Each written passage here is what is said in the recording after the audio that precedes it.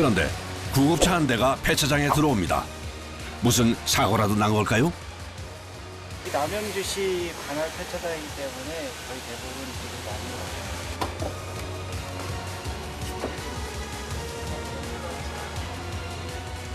실제로 사용했던 구조 장비가 그대로 남아 있었는데요. 대부분 필요한 장비들은 거의 빼고 거의 웬만해서는 필요 없거나 아니면은 굳이 뺄 필요 없는 것들은 이렇게 그냥 내비로 두는 편이에요. 해체 작업을 하기 전에 차량을 리프트 위로 올려둡니다. 네, 엔진 오일이나 쿠션을 좀 오일 종류들을 빼기 위해서 올려놓은 거예요. 볼트를 풀어 차량에 남아있는 각종 오일을 빼내는데요.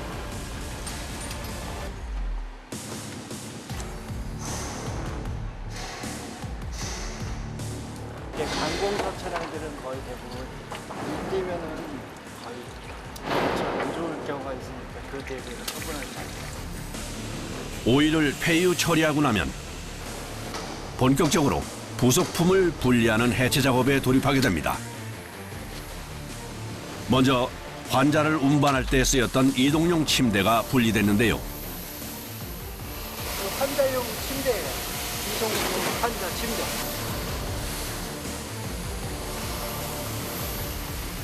다음은 타이어입니다. 무슨 일인지 볼트를 빼냈는데도 타이어가 쉽게 빠지질 않는데요. 발로도 도구로도 힘껏 내리쳐보지만 요지부동. 균형 잡으랴 걸린 것 빼내랴 30분의 실랑이 끝에 타이어 4개를 분리했습니다. 재사용할 수 있는 건 재사용을 해야지. 막 부숴버리면 다 쓰레기가 되잖아요. 쓸 수 있는 건 모두 재활용 대상이기 때문에 해체 과정에서 망가지지 않도록 신경 써야 한다는데요. 이거는 따로 저희가 부품을 원래 깨끗한 거나 재활할 수 있게 판매가 가능하게끔. 관련법에 따라 차량의 95% 이상을 반드시 재활용해야 한다고 합니다.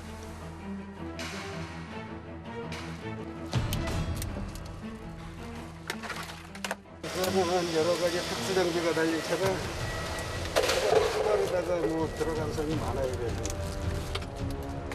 숙련된 기술로 척척 핸들을 뽑아낸 다음 군더더기 하나 없이 대시보드도 뚝딱 분리합니다. 부속품 해체가 속전속결로 이루어지는데요.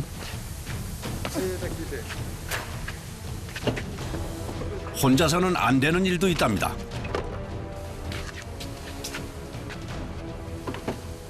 한 50km 나가려나? 이건 덩치가 있다 보니까 아무래도 잡기가 좀 그래서 좀 무겁다고 봐야지. 시간이 지날수록 점점 해체 난이도가 높아지는데요. 환자용 침대 베드 고정 장치예요.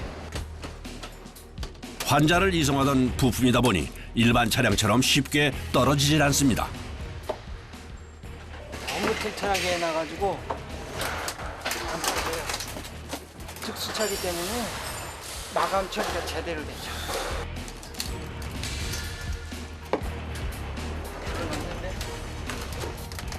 부품 하나 떼어내는데도 여간 힘이 들어가는 게 아닙니다.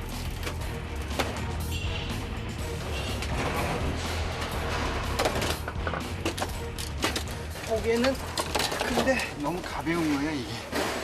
이게 유리섬이라고 범퍼 종류에 많이 쓰는 재질이에요 이게.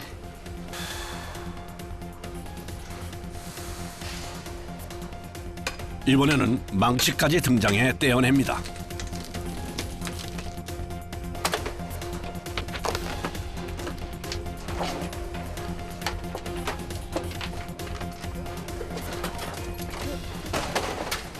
잘 안 빠지면 힘이 들죠. 일반 차량에서 볼 수 없는 산소 줄도 남기지 않고 뜯어냅니다. 요거 산소 조절기, 산소 조절.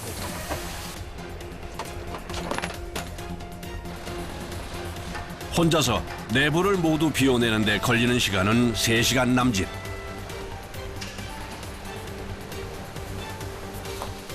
남은 작업을 쉽게 하기 위해 차량을 뒤집어 줍니다. 코팅이 되어 있는 유리창은 절단기로 잘라서 떼어내는데요.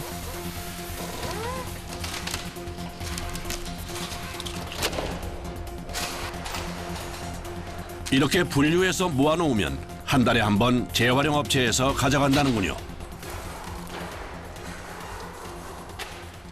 이제 하체 이거 엔진 내리고 나서 앞쪽 과정만 거치면 이제 2차 대회에서는 이제 완전히 끝난 회차가 이제 해체가 완전히 끝났다고 봐야지.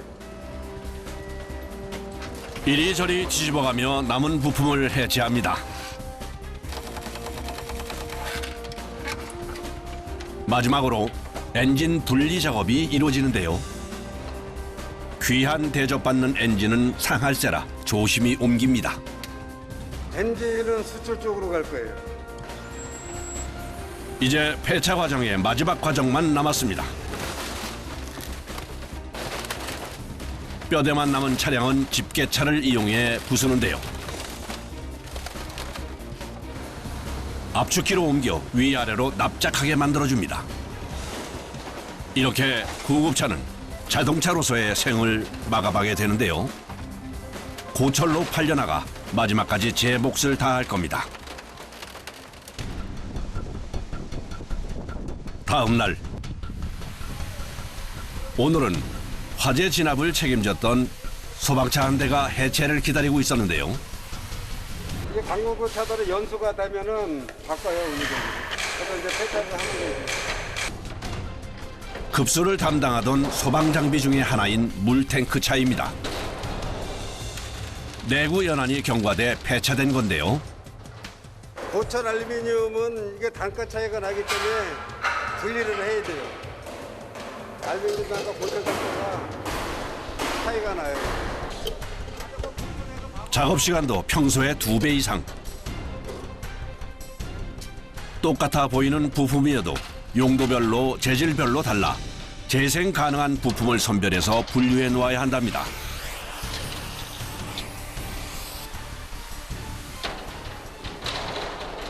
그럼 여기 2차에 나오는 거는 고철, 알루미늄, 수덴 그렇게 한 3가지 종류로 되어 있어요.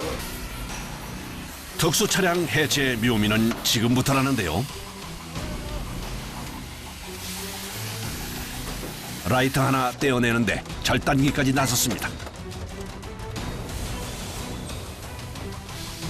특수 차량의 특수 부품이다 보니 무게도 상당하다는데요.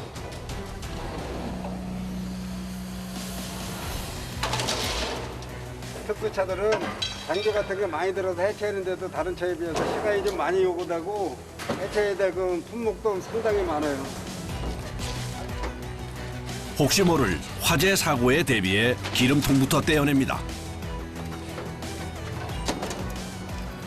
디젤통. 안에 기름이 있어요? 예. 이건 어떻게 해요? 저희가 이제 폐유로 들어갔어요. 서둘러 호스를 연결해 폐유를 비워내는데요. 신속 정확, 조심스러움은 필수. 범퍼나 플라스틱 부품은 흠집 나지 않게 잘 떼어냅니다. 이번에는 난이도가 높은 작업인데요. 운전석을 손상 없이 떼어내기는 여간 어려운 작업이 아닌데요. 걱정한 덕분인지 단 한 번의 해체를 성공했습니다. 운전석은 이 상태 그대로 재활용될 예정이라는데요. 재활용하는 거에 이제 저 부품으로 중고 부품으로 다시 이제 팔 거예요. 예를 들어서 아버지가 소각으로 가버리게 되면 소각에서 나오는 이제 그 이산화탄소라든가 그런 거를 억제하기 위해서 좀 줄이고자 해서 95% 재활용을 지금 하려고 노력을 많이 하고 있는 겁니다. 이번에는 물탱크를 해체할 차례. 지게차를 이용해 이리저리 흔들어 보는데요. 이제 탱크가 잘못해 이렇게 넘어가 버리면은 위험하니까.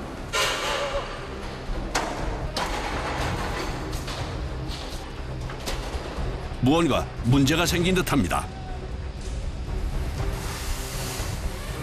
작업자들의 표정이 급격하게 어두워지는데요.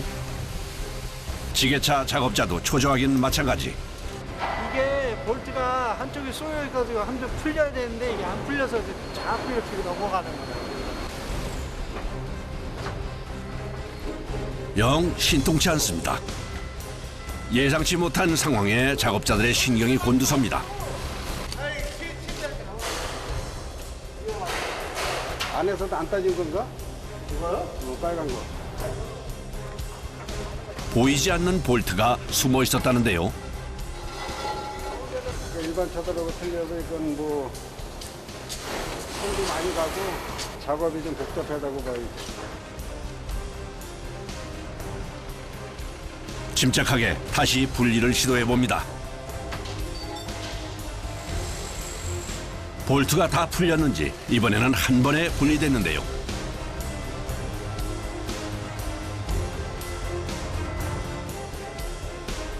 신속하게 잘 대처한 덕분에 별탈 없이 탱크 해체 작업이 잘 마무리됐습니다. 저희들이 보통 원래 목표는 한 330대 정도 목표를 하고 있는데 실질적으로 그만큼은 못 해요. 한 200대 조금 넘을 거예요, 지금. 그래서 한 달에. 예. 지게차를 이용해 나머지 부속품을 옮기고 나면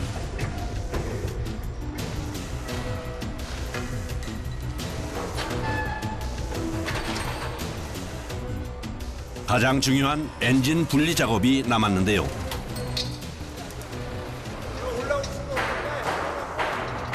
이거 프레임 자체가 걸려서 이거 안으로 들어가 있는 거라 이 프레임이 걸려서 안으로. 그렇다면 잘라야죠. 지게차로 하부에서 엔진을 떼어냅니다. 이 엔진은 해외로 수출될 거라는군요.